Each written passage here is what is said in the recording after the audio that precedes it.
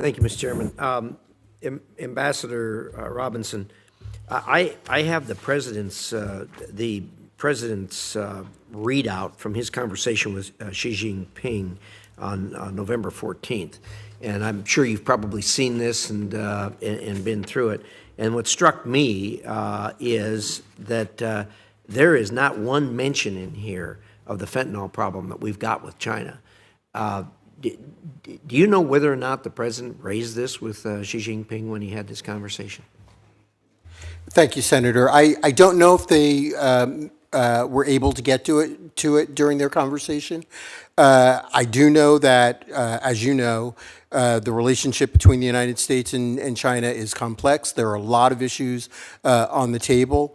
But there is no doubt that this administration and the Secretary are both keenly aware of the importance of this issue and have charged us at the State Department with reaching out to our international partners to work as closely as possible on this. I think complex is as kind of way as you could say it regarding our relationship with China at the present time. But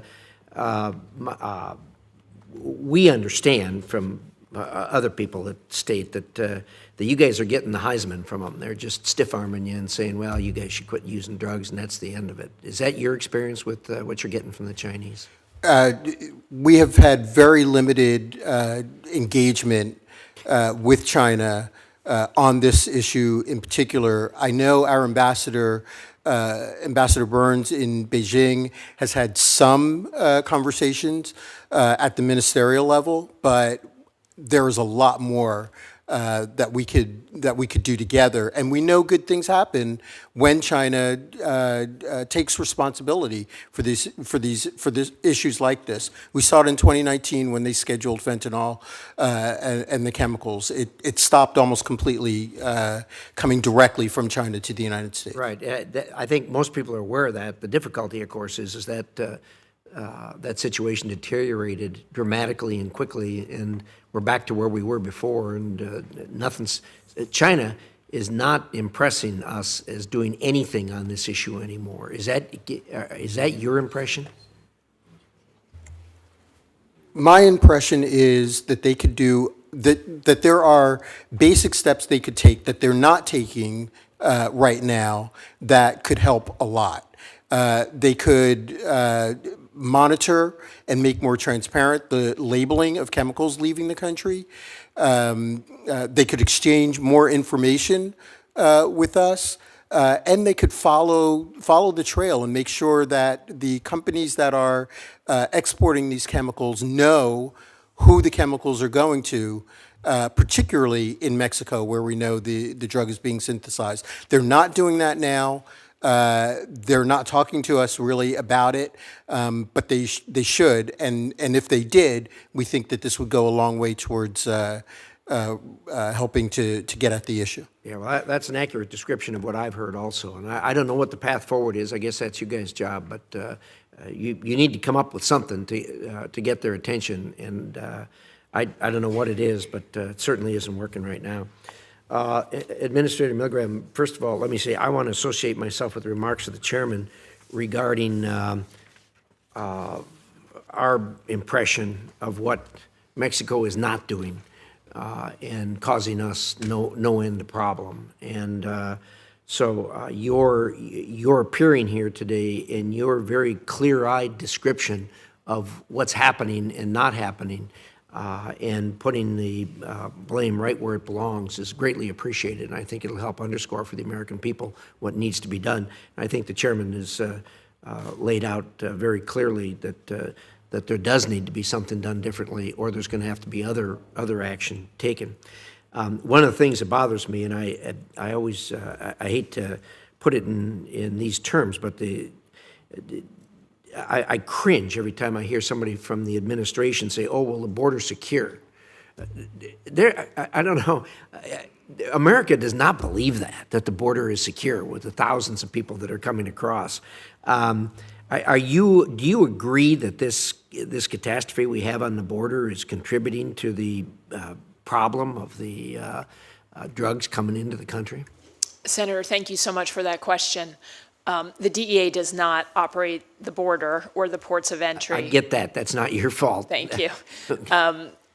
So we don't operate the border or the ports of entry, so I would defer questions to them. What I can tell you is that at DEA, we view our job as playing offense, as targeting the cartels worldwide to do everything we can to stop the fentanyl and the methamphetamine and other deadly drugs from even getting to that point.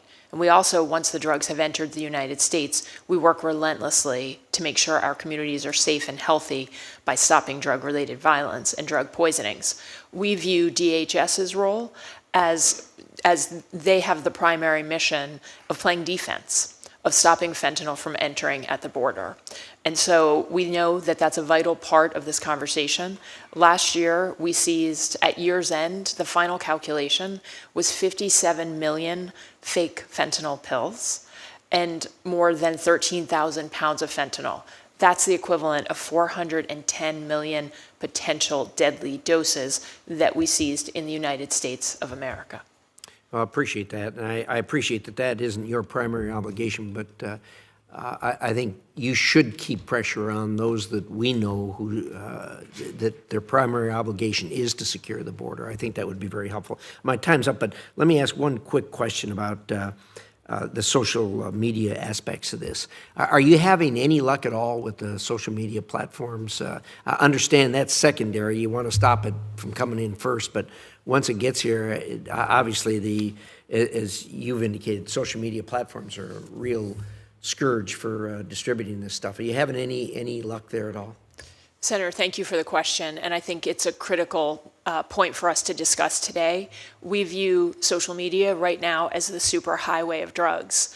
And if I could just take a moment, and it will seem like I'm going a little bit off social media, but I promise I'm coming right back. The question I get asked when I am out in the public more than any other is, why would these cartels kill their customers? And the answer today is that fentanyl is so addictive that the cartels are using it to drive addiction. And for them, if a user dies, it is the cost of doing business. We are in a very different position than we were 20 years ago before social media existed, where someone who might be selling narcotics had more of a personal relationship with the person who was buying.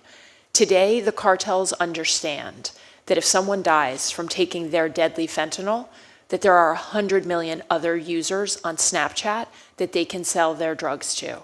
There are more than 150 million American users on Facebook and on Instagram that they can sell their drugs to. And so social media is truly the superhighway of drugs.